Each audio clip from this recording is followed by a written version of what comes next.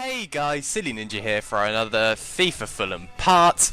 We're going to kick this episode straight off with a game against Chelsea, and if you believe in omens, then this probably isn't a very good one. I missed the penalty in the pre-match thing, so I was thinking, oh shit, this is not going to end well for me, is it? I'm so superstitious like that. Yeah, not really, but still, we get off to a very, very good start in this game. Chueka Del Rio puts a very good goal over the top to Insigne. Insigne uses his pace to get it off of, I think that was Ivanovic or Gary Cahill, one or the other. It doesn't matter because it ends up in the back of the net. Lorenzo Insigne scoring a classic goal for him. He scores them every single season, pretty much every single game. It's ridiculous. He's becoming so good now. His pace and his ball control is unbelievable. He's finishing now, I think, at the time of this recording, it's probably about 80, but now where I am, it's about 83. So he is insane. But Chelsea are a very good side. Some EA BS right there. Some FIFA, especially since the fact that Sturridge morphed through the net to get the ball. I mean, clearly they have they're cheating the Premier League if they have a player that can teleport, to be honest. But the game ended 1-1, sorry. Draw against Chelsea at Stamford Bridge is a very good result. Chelsea will probably be the favourites for winning it this year, seeing as they won it by like 12 points last season. So yeah, we get a scout report from our South African scout that we put in South Africa. We got a player who's 16, has a potential of 92, and what excited me the most was A, his pace, and B, the fact that he could play left back. Fullbacks, it seems, are impossible to find. I don't know, I just struggle to find really, really good fullbacks. So I signed him up, I put him into the youth squad, and we've got our second leg against FC Mishhesh. Who knows how to say it, but the last game ended 2-2. Pretty poor result for us, really, seeing as we're a much better team than them. We had a pretty off day, but that was away from home. This game is at home, so all I really needed to do was score early on, and luckily that option was available. It always is when Insigne is playing. He uses his pace to get around the defender, and then finds the back of the net to make it 1-0 after 10 minutes. And then some acrobatic celebrations. Very good start for us, ensuring that we will be in the group stages of the Champions League, hopefully anyway. They won't be getting a comeback like they did last game. That will not be happening this time. At least that was the plan at this this point. So in the 74th minute, Sven Bender, some nice team play between El Shaarawy and Insigne. Insigne again just using his pace, cutting inside of the defender, and a very good finish from outside the box. This team is very good that we're playing against. I've never heard of them before, but they're very good at defending at the last second. They give you possession and you have the opportunities created, but they sort of just get a man in the way right at the last second. So it's quite difficult to score against them. Somehow Wanyama was pushed off the ball even though he has 94 strength. No idea how that's happened, but some nice play there. Weaving in and out of Hangland, and then that happened. Some more FIFA BS. This episode is just full of FIFA BS, to be honest. But luckily, it didn't have an effect on the scoreline. Wanyama just sprinting out of the box to ensure that they didn't get any possession to get a last-minute equaliser. And so we go through 4-3 in aggregate, I believe. So now we're in the group stages of the Champions League, which is absolutely fantastic. Especially seen as my board expects me to finish in the semi-final, which is scary, considering they're also expecting me to finish top 4 and win a domestic cup. I don't think I'm going to do all of them, but hopefully I can get as close to every single one as I can.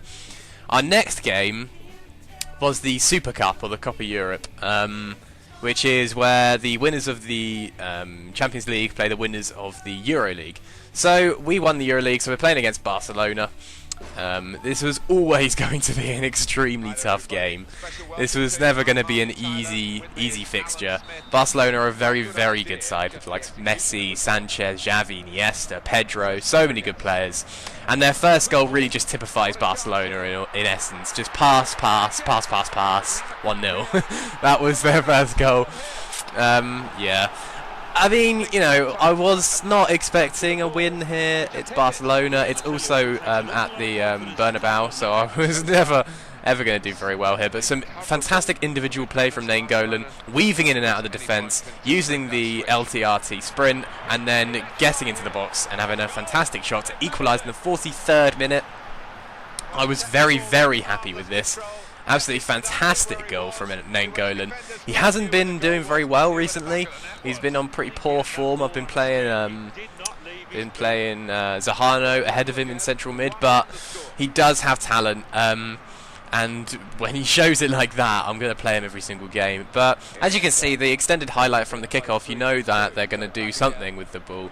Barcelona playing like Barcelona do, just passing the team to death. I can't cover all the options that they're creating for themselves. It's ridiculous.